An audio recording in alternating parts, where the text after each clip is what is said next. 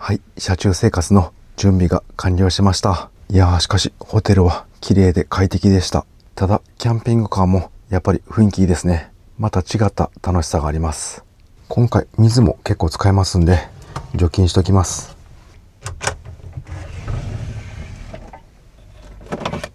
殺菌効果のあるピューラックスをこのタンク内に入れておきます。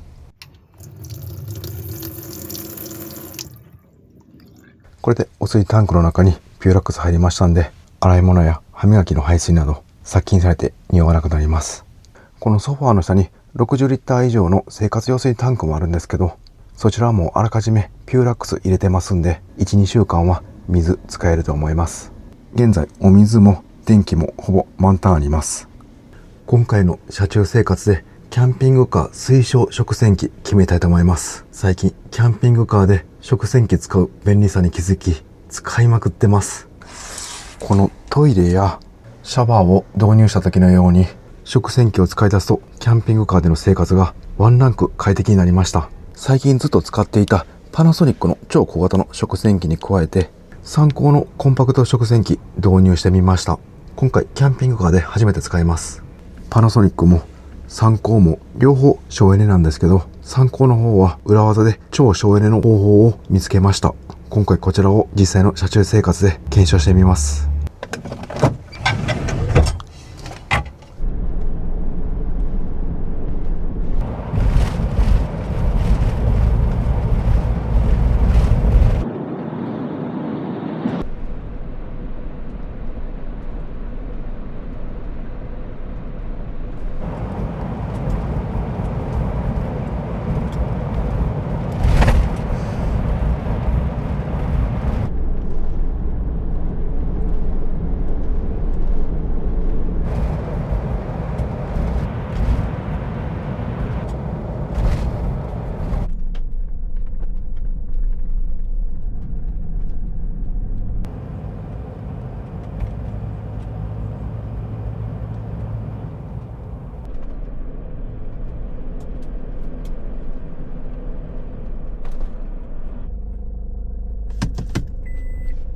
はい、ものと島の目と鼻の先、どんたく生鮮市場和倉店に来ました。すごい大きくて綺麗でいかにも新鮮なお魚が売ってそうです。駐車場もすごい広かったんでキャンピングカーでも止めやすかったです。能登名産品、地元の食材が売っています。イカやサバなど地元の名産品が売っています。これ朝食とかいいですね。地元の食材を中心にしばらく車生活できるようにたくさん食材買ってきました。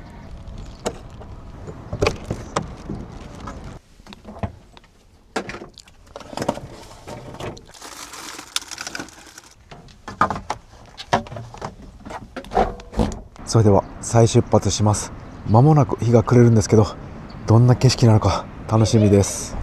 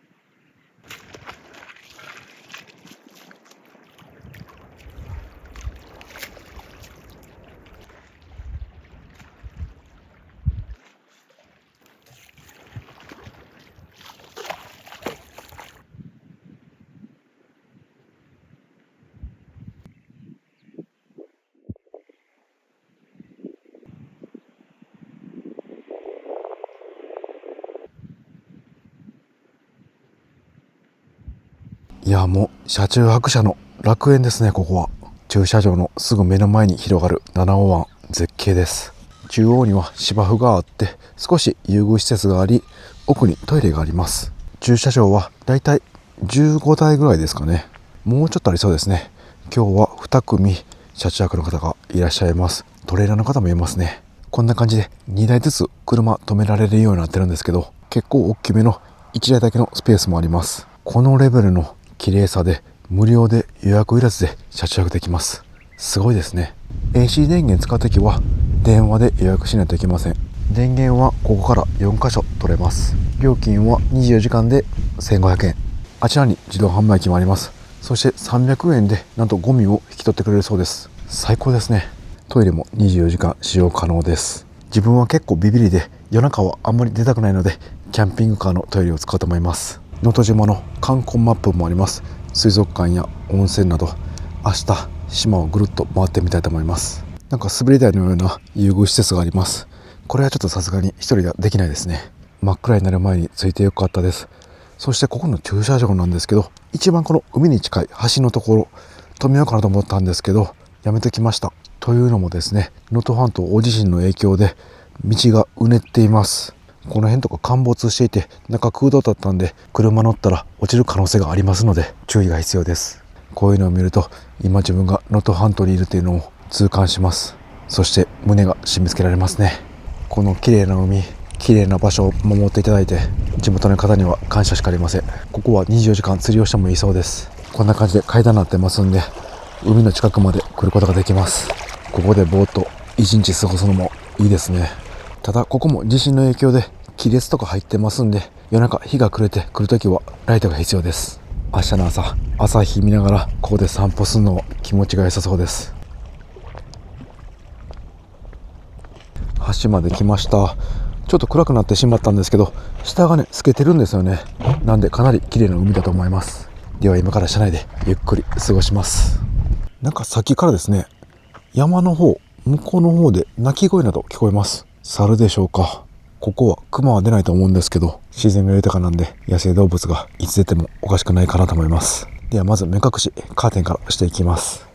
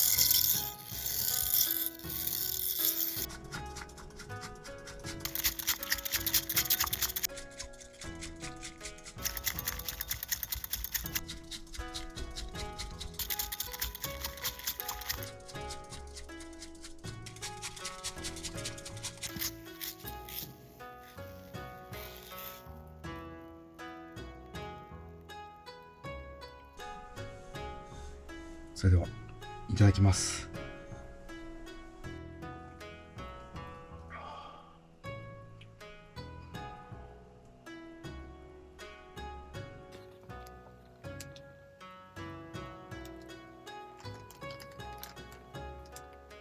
いただきます。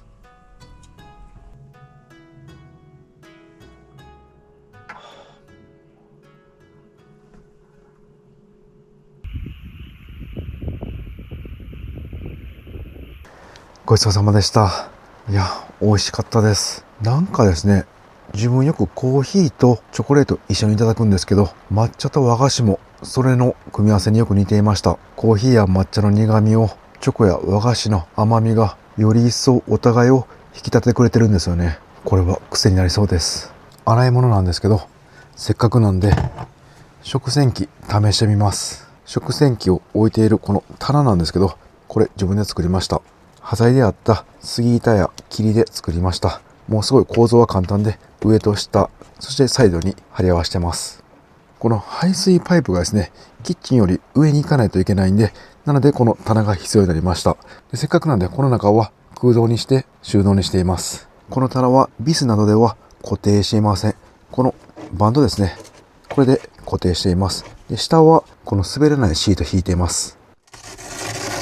そしてここなんですけど、こんな感じで L 字の木を作って、これはビスで留めています。こうすることにより、もうこの食洗機は走行中も全然動きません。前はこのベルトを食洗機にもかけていたんですけど、毎回外さないといけないんで、もうこの方式に変えました。しばらくこれで使っていって、また何か不具合ありましたら、その都度改善していきます。今、床に置いているのが、前使っていたパナソニックのソルタという一人用の食洗機です。サイズ的にはすごい似ています。ちょっと向きが違うんですけど、これは横向けています。この高さや横幅はほぼ一緒で、この奥行きですね。ソルタの方が結構細いです。参考のラクアミニの方は奥行きがあります。なのでソルタをここに置くと、多分ここぐらいまでしか出てこないと思います。高さや横幅はほぼ一緒です。今回の車中生活でキャンピングカーに適している食洗機はどちらなのかはっきり決めたいと思います。ちなみに価格の方はこのパナソニックのソルタが 37,620 円、そして参考のラクアミニプラスこちらが 26,800 円で、参考の方が安いですね。ただこのソルタはサブスクがありますので、月々1000円ちょっとで借りることもできます。自分は今ソルタはレンタルしている状態です。家ではなくてキャンピングカーで使うならどちらかっていう特殊な使い方の中で気になる点が、まずはお水ですよね。そして騒音、入れられるお皿の数、あとは消費電力。この辺がキャンピングカーで使用する場合気になります。まずはお水なんですけど、この参考のラクアミニの方は 3.2 リッター使用します。そしてパナソニックソルタは 2.5 リッターとかなり少ないです。騒音なんですけど、2つとも語り口で40デシベル台とほとんど差がありませんでした。パナソニックソルタの方が語り口では騒音の数値が低かったです。でも実際自分試した感じ、もうどっちも静かでした。次、入れられるお皿の数なんですけど、これはもう圧倒的にソルタの方が少ないです。奥行きがないので、もうお皿1点、2点、3点ぐらいになります。工夫したら4点いけるかなという感じです。一方、ラクアミニは奥行きが結構あります。こうやって3点入れてもまだ前に余裕があります。ここにお箸やスプーン立てなど別にあるのも嬉しいですね。そして次気になる消費電力なんですけど、このパナソニックソルタの方は定格消費電力は 270W で、たまに電力が下がります。で、1時間あたりですね、230Wh 消費します。洗浄時間もちょうど1時間なんで、1回お皿洗うのに60分と電力 230Wh 消費する感じになります。一方このラクアミニなんですけど、なんと定格消費電力 900W とすごい高いです。ただですね、スピード洗浄というのがあって、こちら29分なので、ワットアワーに換算すると 180Wh とパナソニックソルタより省エネになりました。ずっと 900W を消費してるわけじゃないんですね。洗浄時間が半分なので消費電力は少なくなりました。こちら実際に2つ洗浄してみて、このエコチェッカーという電力がわかるコンセントがあります。なのでかなり正確な数値だと思います。で、今回試したいのがこのラクアミニに搭載されている水洗いモードっていうのがあるんですけど、こちらは19分間水で洗ってくれます。お湯を作るときに電力をかなり消費しますんで、水洗いだったらほとんど電気消費しません。それにですね、このキャンピングカーは走行中エンジンの熱でお湯を作ってくれます。この車はだいたい40度ぐらいまで温まります。そのお湯で水洗いすればぬるま湯で洗うことになりますんで、結構汚れ落ちるんじゃないかなと思います。今回はこの40度のキャンピングカーのお湯で食洗機水洗いしてみて、しっかり汚れが落ちるか検証してみます。そしてさらにですね、これ60度までガスで温めることもできます。ここにカセットガスがあるんですけど、この線を開けて、ガスの元栓を開けて、温水ボイラーこちらつけます。そうするとシャワー用にお湯が60度まで温まります。この後シャワー浴びますんで、もう温めておきます。で、一旦今40度なんで、こちらの状態で食洗機使ってみます。この抹茶の茶碗なんですけど、これそこに溝があって結構汚れ取れにくいんですよね。なのでこれ取れるかチェックします。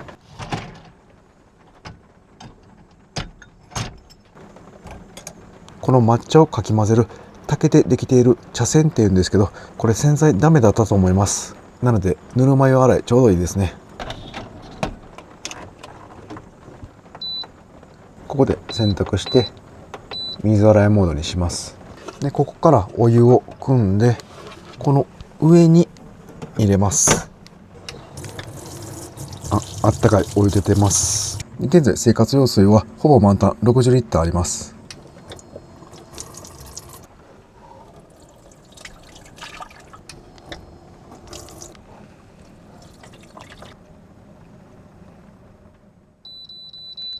はい、1.8 リッターを2杯なんですけど、ちょっと少なめなんで、多分 3.1 リッターぐらいで満タンになりました。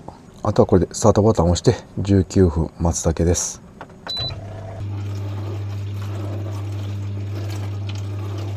はい、現在の消費電力は22、21ワットとかなり省エネです。このシャワーで上下から洗ってるんですけど、これだけだったら本当に電力を使わないんですよね。お湯を作る時だけ電力をすごい使うようです。さあ、食洗機に頑張ってもらってる間に自分はもうシャワー入ります。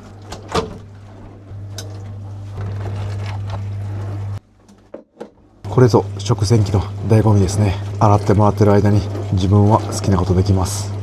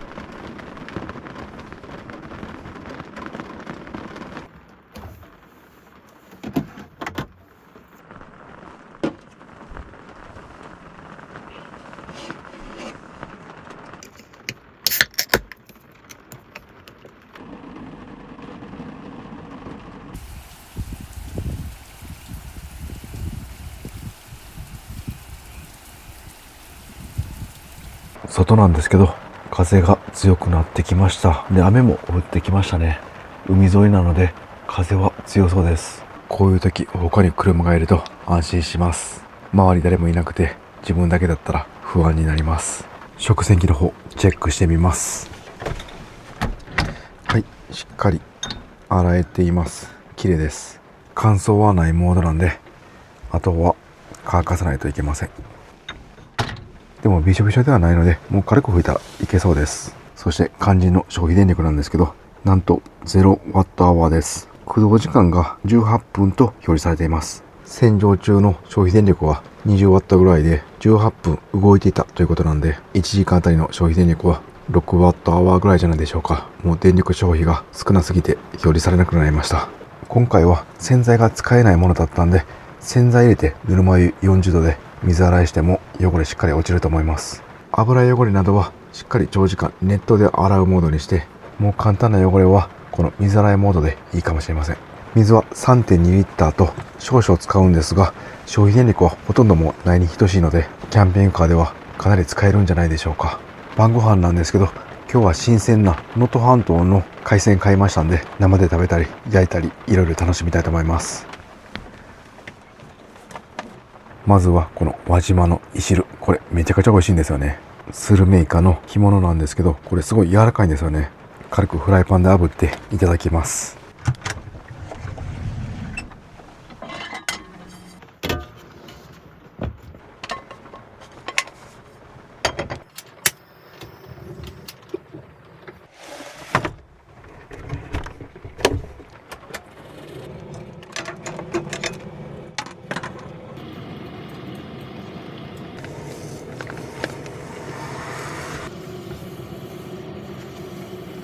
はい、軽く炙りました。美味しそうです。じゃあもうそのまま何もつけずいただきます。これは美味しい。もう本当にスルメイカなんで、噛めば噛むほど旨味が出てきて、で醤油の味もしっかりしています。そしてまだあります。このヒラマサ買ってみました。今日の朝石川県で採れたようです。美味しそうです。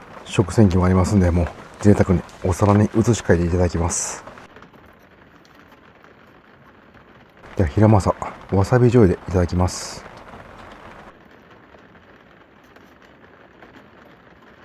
うわ、これ美味しいな。すごいね。新鮮なんでコリコリしてます。身がやっぱり地元のスーパーの新鮮な食材はその日その瞬間しか食べられないんで楽しいですね。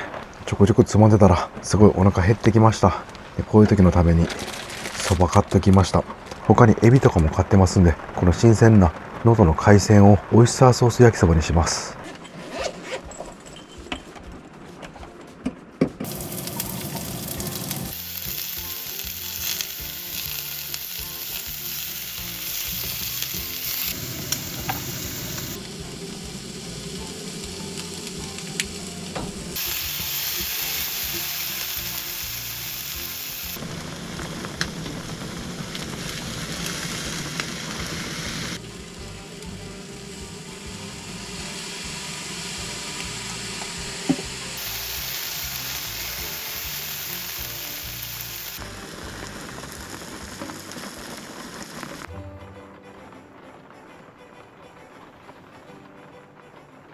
新鮮な海鮮を焼いてしまうのはちょっともったいないんですけど、美味しそうにできました。それではいただきます。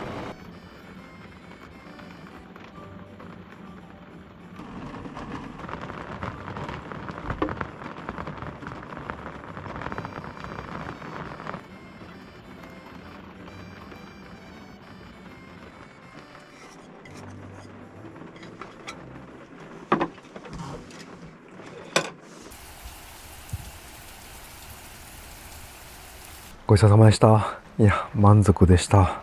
今回食事の際にアルミホイルやラップなど敷いてませんので、全部洗い物です。結構出ました。これ取って取れるフライパンなんで、もうこれごと食洗機突っ込みます。結構野菜くずとか残ってるんですけど、もうあえてこのまま洗ってみます。はい、さすがラクアミニ、余裕で入りました。まだお皿2個ぐらいいけそうです。ラクアミニの洗剤の位置はここです。また消費電力測っときたいんで一旦リセットしておきます。またぬるま湯でやってみます。次は温水のこのスピード洗浄いってみます。29分です。水からではなくて温水からなんで、通常よりかは消費電力が抑えられると思います。ラクアミニは上からも洗浄してくれるんで、時間が短くても結構綺麗に洗えてるんですね。あ、見えますね。上から水が噴射されています。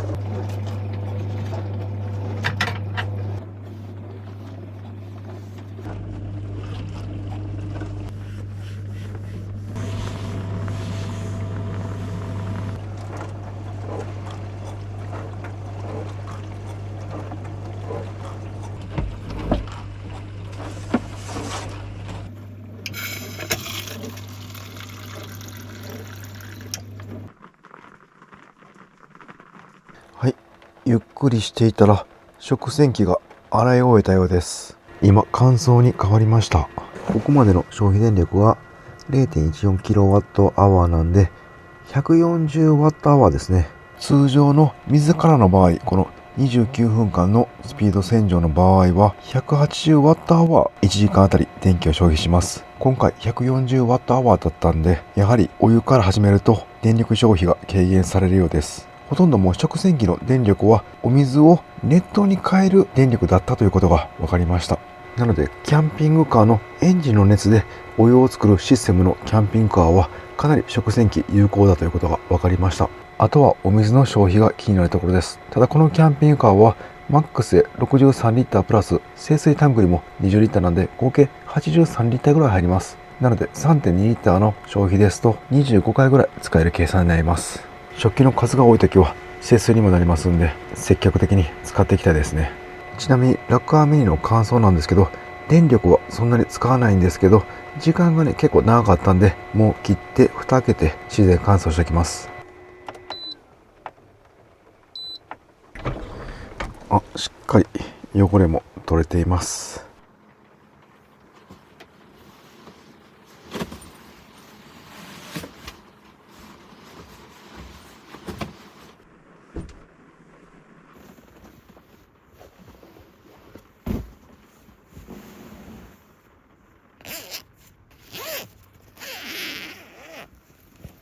能登半島、道路が走行しやすくなっていて少し安心しました。まだ道路の起伏がある場所も多いんですけど、少しずつ復旧している感じがしました。能登島もまだ入り口付近なので、明日ぐるっと回って道路状況や車中スポット他にもあるかなと探索してみます。なんかネットで調べたらですね、クマが出ているようです。能登島なのでクマいてないと思ったんですけど、どうやって渡ってきたんでしょうか。今日来た時の短い橋渡ってきたんですかね。もう冬眠も終わってるはずなんで、クマにも気をつけて行動したいと思います。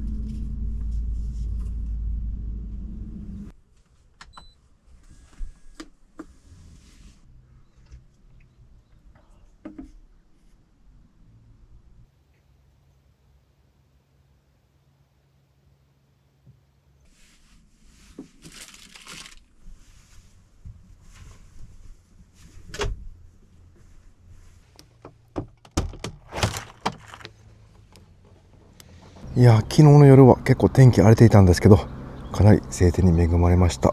めちゃくちゃ気持ちいいです。朝起きてすぐ海沿い歩けるの最高ですね。能登島は結構鳥が空いてるみたいですね。鳥にとっても楽園なんですね。この目の前に広がる七尾湾、めちゃくちゃ綺麗です。いやー、来てよかった。本当にここの海なんですけど、こんな感じで入り組んでいます。海がですね、湾になっています。なのでかなり波は穏やかです。魚はいろいろ釣れるみたいで、タイも釣れるようです。生きた魚さばける方はもうここで釣りして、新鮮な魚をそのままキャンピングカーでいただくこともできますね。なんとイルカがいます。あそこにイルカが泳いでいます。ちょっと背びれが見えるんですけど、見えますかね。こんな奇跡に巡り合うなんて。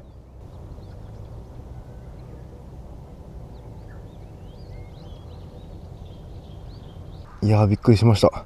一瞬だったんですけど分かりました。結構ね、音が大きかったです。こんなイルカが見えるなんてかなり運いいんじゃないでしょうか。そしてまた動画に収めて皆さんと YouTube で共有できるのはすごい嬉しいです。あ、ここの看板に書いてますね。釣りいかだイルカウォッチング。船に乗ってイルカを見ることもできるようです。トイレの前にお店がありまして、軽食もいただけるようです。こんな綺麗で自然豊かな場所なかなかないので、ゴミに気をつけて綺麗な環境を守りたいですね。朝ごはんなんですけど、少し島を探索していい場所があったらそちらでいただきます。なんとですね、島の中に道の駅もあるようです。もう本当に短い時間でぐるっと回れますんで、ちょっと散歩がてらに探索するのにぴったりですね。この滑り台どうなってるんですかね。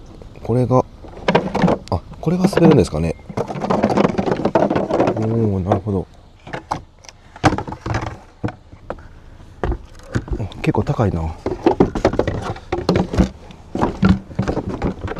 きます。おお、あれ、滑らんな。子供用なんですかね。滑りません。よし、おっさんは滑るなということなんでしょう。それでは運転席のカーテン開けて出発準備して、島の景色を楽しみながらドライブします。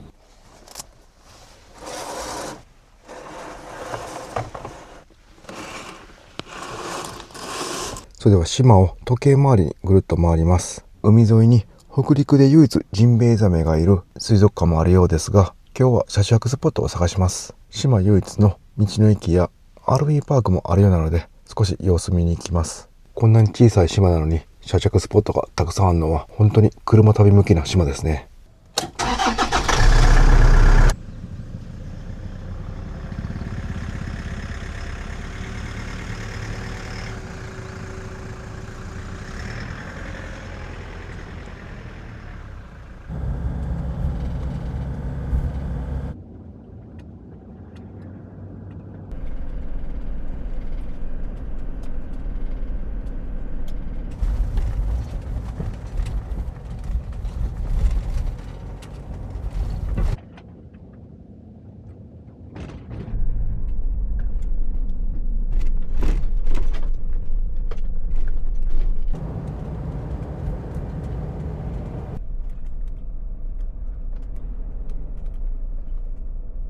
うわあ、ここも最高のロケーションですね。マップではここがですね、RV パークと表記されていました。コンクリートで平坦になっている場所がありますね。多分ここなんでしょうね。道路を渡ってすぐ目の前が海で、反対側は山です。で、交差点なんですけど、ここも夜は車通らないと思いますので静かだと思います。なんか手作り感もあってすごいいい雰囲気の RV パークですね。今日の夜ここに泊まってもいいかもしれません。もう少し探索します。で、ここからすぐもう 400m で道の駅ありますんで、一旦そちら行きます。あ、道路脇の海岸線で釣りしてる人もいます。なんか自由で本当いいですね、この島。車中泊者の楽園という感じがします。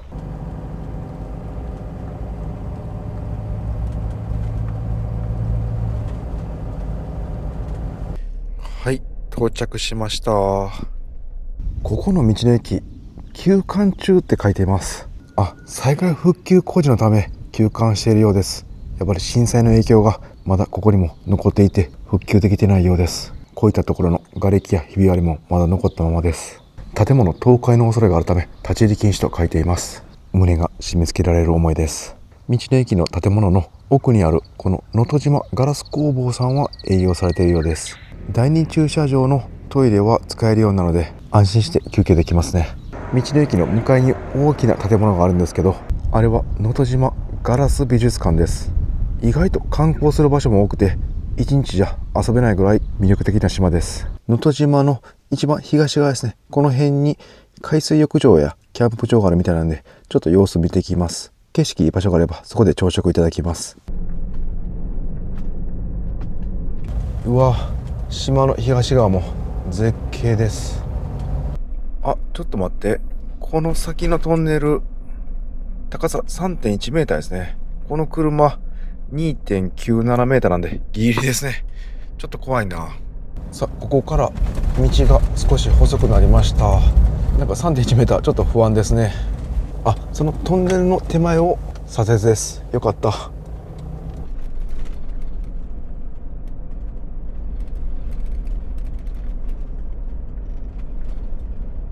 この辺なんですけどね、すごい場所に来たようです。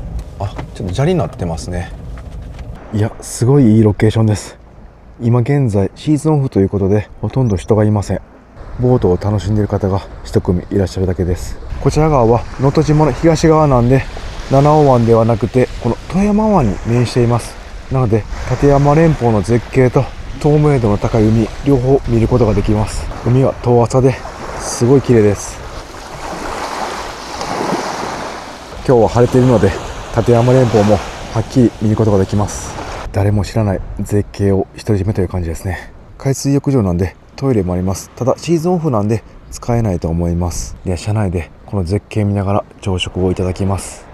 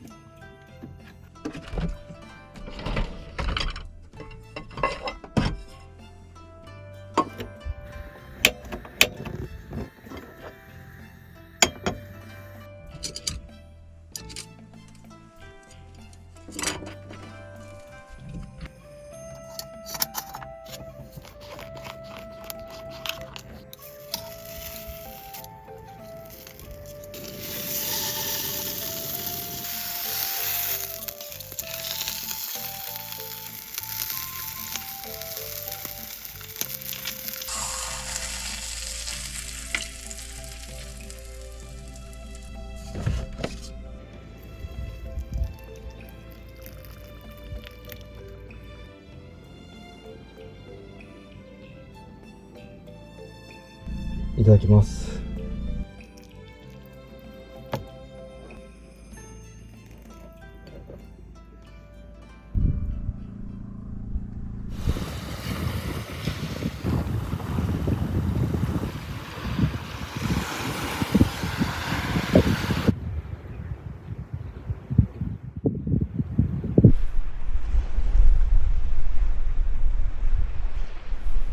ごちそうさまでした。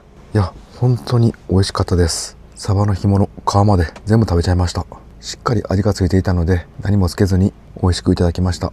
いりり醤油の味がしました。輪島の岩のりなんですけど、味噌汁の中に入れると柔らかくて、まるでとろろ昆布のような食感で美味しかったです。ちょっとたくさん入れすぎたと思いましたが、もう溢れるぐらい、もっと入れてもいいなと思いました。そのぐらい美味しかったです。はい、それではまた食洗機のお世話になります。もう食洗機の洗浄力はだいたい分かってしっかり汚れ落ちますので、次はお皿の汚れを軽くこのティッシュで落としてから食洗機に入れていきます。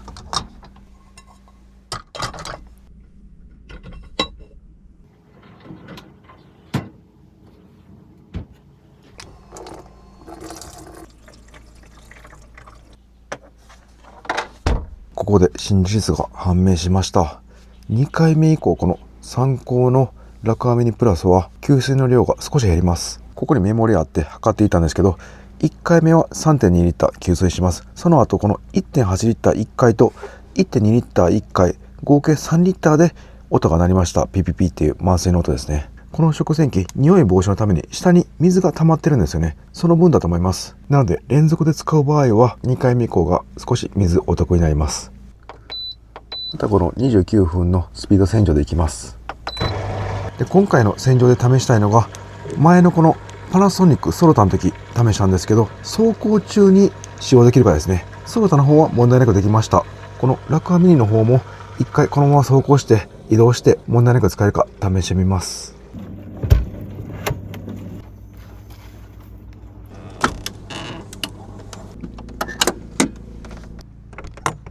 今ここなんですけど、ここから島の南の方に下っていきます。そうすると途中にキャンプ場が一軒ありました。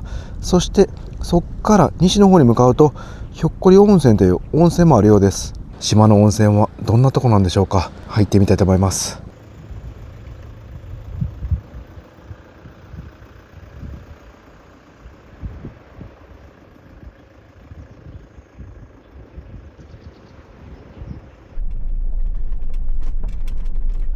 そっか、こっち側の道は立山連峰に向かって走ることになるんですね。めっちゃ綺麗です。今郵便局ありました。この島の一番東の部分ですね。多分ですね、コンビニ見てないんで島の中にコンビニないかもしれません。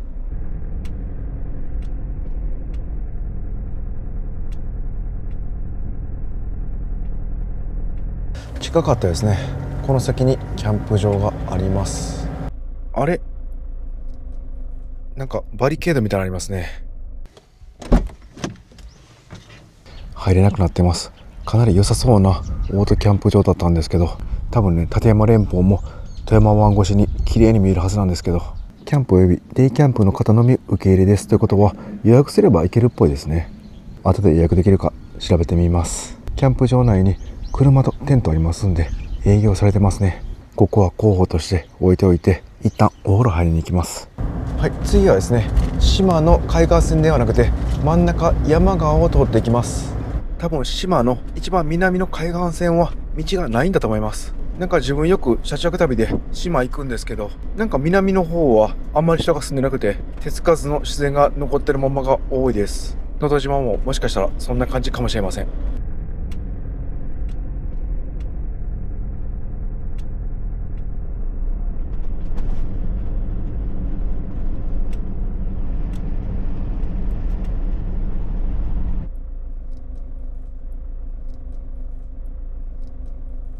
はい、なんとですね、車内の後ろの荷物が散乱していました。この棚の上に乗せていた荷物がこんな感じです。来る途中、地震の影響もあって道路の起伏が結構激しかったです。で、結構ジェットコースターのようにガンガンとなりました。なのでもうリアの荷物は散乱しています。で、この食洗機なんですけど、全く動いていませんでした。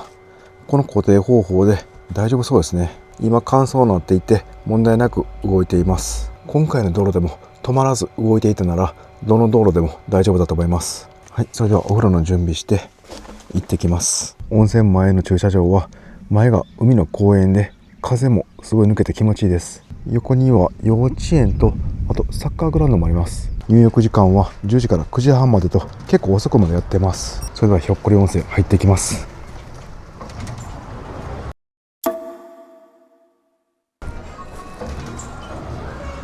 露天風呂は海の目の前にあってすごい気持ちよかったです。お湯は塩分が高めの温泉でした。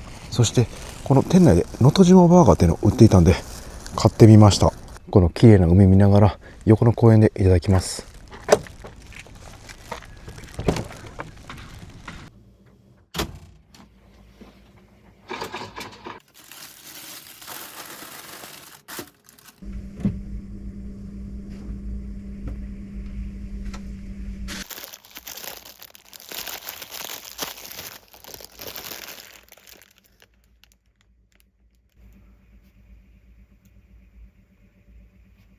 いただきます。うん。